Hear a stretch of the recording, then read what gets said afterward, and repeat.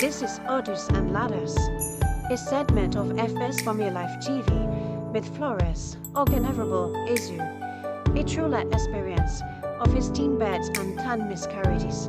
It is a journey to the bears, sorrow, and triumph of motherhood. Journey with us through this life-changing experience. An experience, yet also manifestation and expression of God's power, mercy, and favor. At best, we will have no choice but to join us to glorify this awesome God. Hello fans, this is episode 7 of your favorite TV series, Hurdles and Ladders. As you all know, I'm Florence Oganeroboizo, your host. If it's the first time of watching Hurdles and Ladders, I welcome you specially, and this is for you. You are warmly welcome to the community of change agents. By merely joining us, we are agents of change because you will be touching lives. And for those of you that watched episode 6 of the series, I trust you remember where we stopped. I had the same dream and was beaten by the same dog. I woke up and prayed violently against it. Within a short time, I started spotting.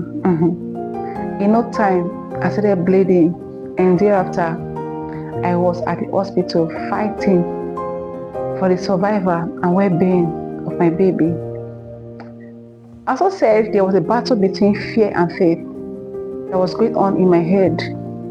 The more I prayed, the more Satan assured me of a miscarriage. I continued praying, believing God for a miracle.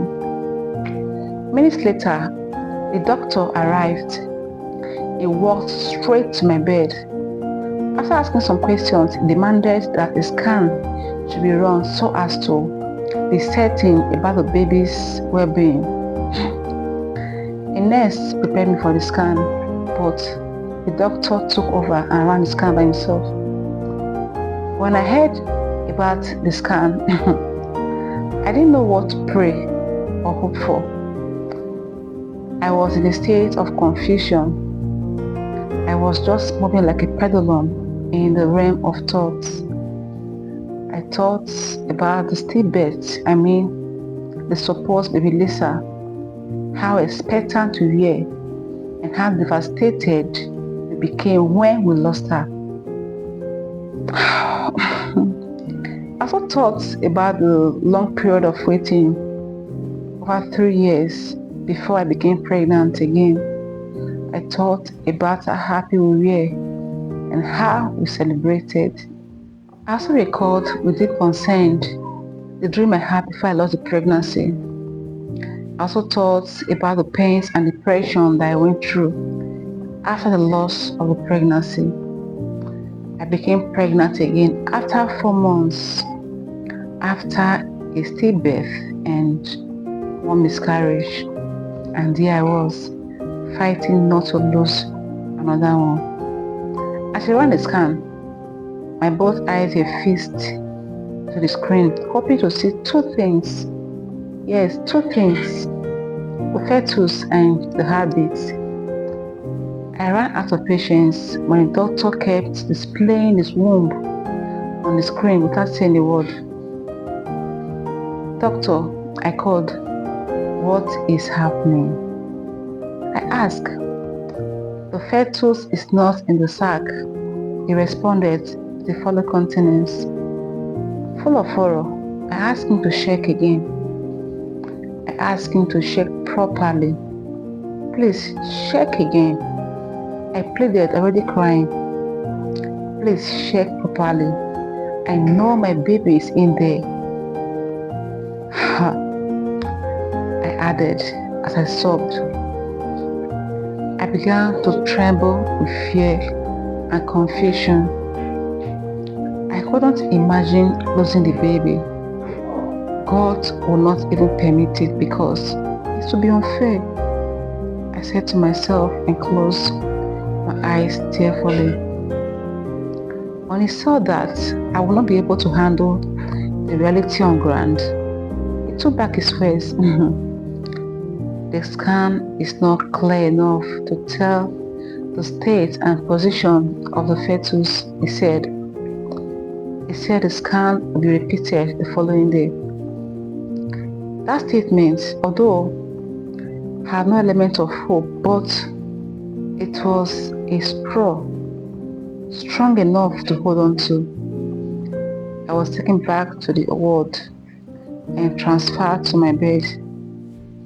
There on the bed, I started communing with my God, just like King Ezekiel did in 2 Kings 20, 1-3. I presented my strong reasons before him why he should spare the life of the innocent child in the womb. I reminded him of my selfless sacrifice of love and labor in his vineyard. And just like Hannah did, I made a vow of what I would do in return if he preserved the baby and saw me through delivery. Later that evening, my husband came to the hospital. He came straight from the office. He didn't get home. So when he came, I told him everything that happened. He held my hand warmly and encouraged me to be of good cheer. And he assured me that everything would be alright. After seeing the doctor, my husband said we had to go home. I was not okay with that. The doctor placed me on bed rest. The bed rest was supposed to elapse when the bleeding stopped. I'm placed on bed rest and the bleeding had not stopped. I told him, I know you are faint. The doctor said you are fine and your baby is doing well. He added, he said you will come tomorrow to repeat the scan. Although it didn't sound very convincing to me, but I've heard what I wanted to hear. My baby is doing well. That was enough for me. A few minutes later, we were already on our way home. My husband seemed okay, and that alone restored my confidence that all was well. The next morning, we got to the hospital a few minutes past 9 a.m. Yeah. My husband wasn't dressed for work. So when I asked him if he would not go to the office that day, he said he had called his superior that he would like to be with his wife. That was me. I knew he is a very caring and loving man, so I was not surprised. Instead, I was very happy to have him by my side at that crucial time.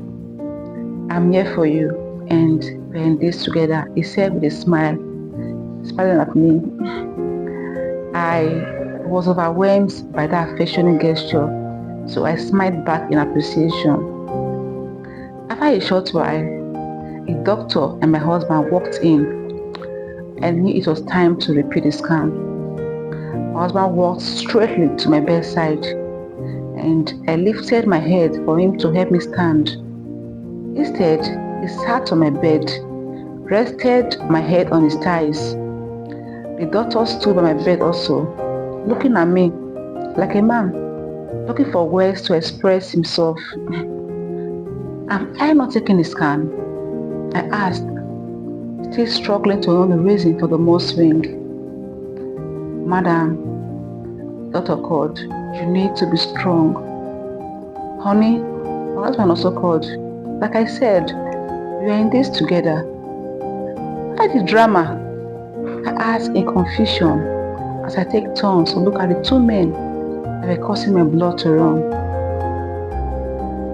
Honey, we lost the baby, as he bowed his head. Blood rushed out of my heart with a sharp pain. Immediately, I started gasping for air. My husband tried to help. Don't touch me, I screamed. You both are jokers. I screamed at them. Take that evil report back to hell because my baby is alive and doing well. I cried aloud. Farms, that was where I found myself.